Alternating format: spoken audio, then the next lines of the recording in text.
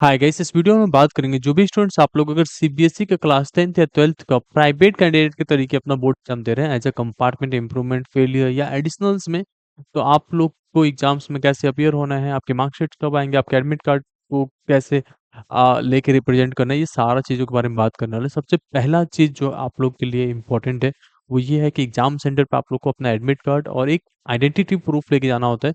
आधार card ले सकते हैं, आप लोग के लिए सीबीएसई प्राइवेट के लिए कंपलसरी रहता है। तो आपका एडमिट कार्ड आप लोगों ने डाउनलोड कर लिया होगा, प्रिंट आउट ले लिया होगा और इसके ऊपर जो कंपलसरी चीज़ है वो है आपका एग्जाम सेंटर का सिग्नेचर। तो वो एक चीज़ ज़रूरी रहता है, आप एग्जाम सेंटर से साइन करा सकते हैं, ठीक है? इसमें एग्जाम सेंटर सुपरिटेंडेंट भी कर सकते हैं और जो साइन करना है एग्जाम सेंटर पे, कल से एग्जाम शुरू हो रहा है, ठीक है? तो अगर आपने अभी तक सिग्नेचर नहीं लिया है तो आप एग्जाम सेंटर पे जाके साइन करा सकते हैं। प्रीवियस स्कूल से भी करा लिए होंगे, बहुत सारे बच्चे ने बताया प्रीवियस स्कूल से उन्होंने साइन करा लिया था। और जिन्होंने नहीं कराया है, कल एग्जाम्स अगर आपका है या 17 तारीख को फिजिकल एजुकेशन होने वाला है, तो आप अपना एग्जाम सेंटर पे जाके भी सिग्नेचर करा सकते हैं, वहाँ पे तुरंत तुरंत साइन हो जाएगा और एग्जाम्स भी हो जाता है, तो ये एक प्रॉब्लम नहीं है। उसके बाद से बहुत सारे स्टूडेंट्स का है ड्रेस कोड को लेके।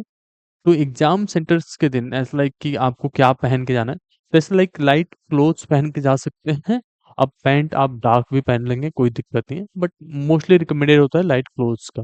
आपके एडमिट कार्ड के ऊपर लिखा भी होगा कि लाइट कपड़े पहन के जा सकते हैं। जैसे कि आपका जो है फॉर्मल क्लॉथ में आ जाता है, ब्लू शर्ट, व्हाइट शर्ट, इस तरीके के शॉर्ट्स पहन सकते हो, टी शर्ट भी पहन सकते हो एंड नीचे जीन्स पहन सकते हो, जैसे ब्लू डेनिम जीन्स वगैरह, ये चलता है, ठीक है। अब आता है कुछ स्टूडेंट्स के प्रैक्टिकल को लेके, क्योंकि कल से प्रैक्टिकल वगैरह भी स्टार्ट होने वाला है। इसमें बहुत सारे स्टूडेंट्स कंफ्यूज थे प्रैक्टिकल एग्जाम्स वगैरह को लेके। ये केवल क्लास 12th के लिए एप्लीकेबल है और केवल प्रैक्टिकल सब्जेक्ट्स के लिए, जैसे फिजिक्स, केमिस्ट्री, मैथ, बाकी सब्जेक्ट्स में प्रो डाटाबेस मिलता है। लेकिन ये केवल उन बच्चों के लिए प्रैक्टिकल एग्जाम्स होने वाला है जो 2022 में थे या इससे पहले बोर्ड एग्जाम्स में अपियर होते हैं, जैसे 2021 या 2020। तो इस तरीके के स्टूडेंट्स को प्रैक्टिकल एग्जाम देने पड़ेंगे अगर आप एसेंशियल रिपीट में थे और इस बार 2025 में एग्जाम देने वाले हो। बाकी अगर इम्प्रूवमेंट कैटेगरी में हैं आप, तो आपके प्रैक्टिकल और इंटरनल मार्क्स कैरी फॉरवर्ड हो जाएगा। अगर आप कंपार्टमेंट में हैं तो भी कैरी फॉरवर्ड हो जाएगा। आपका फेलियर है अगर 2024 का या 2025 का, तो भी कैरी फॉरवर्ड हो जाएगा। बट इन केस अगर आपको रिपीट इन प्रैक्टिकल आया हुआ है, तो उस केस में आपको प्रैक्टिकल एग्जाम्स के लिए अपीयर होना पड़ेगा, या आप एब्सेंट हो गए थे एग्जाम्स में, तो भी आपको प्रैक्टिकल एग्जाम्स में अपीयर होना पड़ेगा और उसके लिए फाइल्स पूरा प्रिपेयर करने पड़ते हैं, ठीक है। अब बहुत सारे स्टूडेंट जो इम्प्रूवमेंट एग्जाम्स दे रहे हैं, उनके क्वेरीज थे क्या हम एग्जाम्स को छोड़ सकते हैं। जैसे अगर मान लो आपके पास 5 सब्जेक्ट्स के लिए अप्लाई किए थे और उसमें से आप चाहते हो केवल 4 में अप्लाई अपीयर होने के लिए, इस केस में क्या होने वाला है। इसमें आपकी मार्कशीट्स में तो ऑब्वियसली 5 सब्जेक्ट के लिए अप्लाई किया था, तो बोर्ड कहेगा कि पांचों सब्जेक्ट का मैं मार्कशीट इशू करूंगा, तो इशू करेगा पांचों सब्जेक्ट का ही मार्कशीट। बस जिस सब्जेक्ट में आपने एब्सेंट हो गए थे वहां पे एब्सेंट लिखेंगे और मार्कशीट पे लिख के आता है अपीयर्ड फॉर इम्प्रूवमेंट, ठीक है। अपीयर्ड फॉर इम्प्रूवमेंट, तो ये चीज रहेगा, बट इससे कोई इफेक्ट नहीं पड़ता है। और हम रिकमेंड करते हैं कि अगर आप पांचों सब्जेक्ट्स का अप्लाई कर रहे हैं तो पांचों सब्जेक्ट का एग्जाम दे दें। ये फर्क नहीं पड़ता कि आप कितना स्कोर करते हैं, छोड़ने से तो बेटर होता है कि अपियर हो जाए। अगर आप 2 सब्जेक्ट्स के लिए इंप्रूवमेंट एग्जाम्स दे रहे हैं, तो 2 सब्जेक्ट ही आपकी मार्कशीट में मेंशन रहते हैं। और अगर किसी एक सब्जेक्ट में नंबर कम भी आता है तो पीछे वाला मार्क्स लेके कैलकुलेट होते हैं। बट ऐसा नहीं है कि ये रिप्लेस होके आएगा।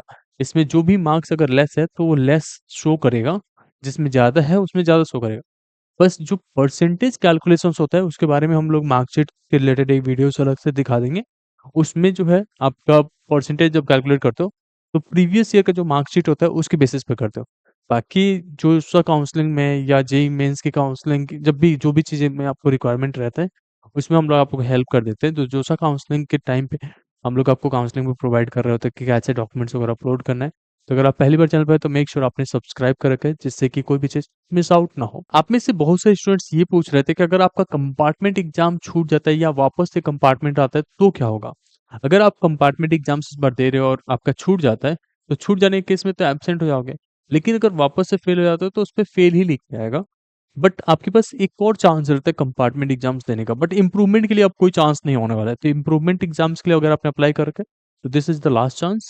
अगर आपने फेलियर अप्लाई कर रखा है, वापस से फेल होते हैं या कंपार्टमेंट आता है, तो उसके लिए एग्जाम्स के ऑप्शन मिलते हैं। एडिशनल्स के लिए भी ऑप्शंस मिलते हैं। अगर आप 2025 के थे तो एक और चांस है, 2024 के थे, तो ये लास्ट चांस था आपका, ठीक है? इस तरीके से आपका सारा कुछ काम करता है। कुछ और भी डाउट्स हैं तो आप कमेंट सेक्शन में पूछ सकते हो। बाकी होपफुली आपने एग्ज़ाम्स के लिए अच्छे से प्रिपेयर्ड हो, कोई भी चीज़ की ज़रूरत है, आप हमें कमेंट सेक्शन में बता सकते हो। Thank you so much.